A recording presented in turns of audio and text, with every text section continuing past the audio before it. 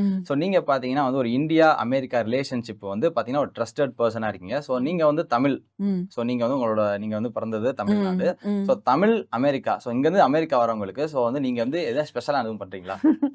ஆக்சுவலா எனக்கு வந்து நெறைய பேர் தேடி வர்றது ஃபர்ஸ்ட்டு வந்து நம்மளோட லாங்குவேஜ் கனெக்ஷன் தான்ல. ம். மேரின்னு பார்த்தா முதல்ல பேரெல்லாம் வேற மாதிரி இருக்குன்னு யோசிப்பாங்க. நெறைய பேர் என்ன நேரா பார்க்குறவங்க கேட்பாங்க. "நீங்க கேரளாவா? மலையாளியான்னு?" கேட்பாங்க. ம். ஏன்னா அந்த இல்ல எனக்கு ஒண்ணே ஒண்ணு தான் தெரியுங்க. தமிழ் மட்டும் தான் தெரியும்னு சொல்லுவேன் நானு. இப்ப 2வதா கத்துக்கிட்டது தான் இங்கிலீஷ் அப்படிதான் சொல்லுவேன் நானு எந்த இடத்துக்கு போனாலும். தமிழ் நம்மளோட கம்யூனிட்டிக்கு வந்து டெஃபினட்டா வந்து இமிக்ரேஷன் அப்படிங்கிறதையும் தாண்டி ஒரு ஒரு சப்போர்ட்டரா நெறைய வந்து கம்யூனிட்டிக்குன்னு உள்ள ஒரு இடத்துல நான் பண்ணிட்டே தான் இருக்கேன். I will never get tired of it also. ஏன்னா குடுக்கணும் கண்டிப்பா.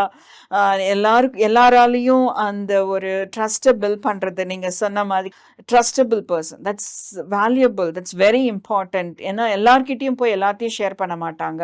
ஸோ ஒருத்தவங்கலாம் வந்து ஏதோ ஒரு ரொம்ப ஒரு ஒரு இக்கட்டான ஒரு சூழ்நிலையில திடீர்னு ஹஸ்பண்ட்க்கு ஏதாவது ஒண்ணு ஆயிருக்கும். அப்போ வந்து அவங்களுக்கு யார ட்ரஸ்ட் பண்றதுன்னே தெரியாது. ஒரு சர்வைவல் மோட்ல. ஏன்னா கூடவே இருந்தவரு திடீர்னு சொல்லாம கொள்ளாம ஏதோ ஒரு ஆச்சுது. அது வந்து பிளான்டா கூட இருக்கணும்னு அவசியம் இல்ல. அந்த மாதிரி ஒரு இடத்துல வந்து அவங்க வரும்போது மேம்ன்னு ஆரம்பிப்பாங்க. அப்புறம் மெதுவா வந்து அக்கான்னு நான் சொல்லுவேன். அக்கான்னு கூப்பிட்டுக்கோங்க.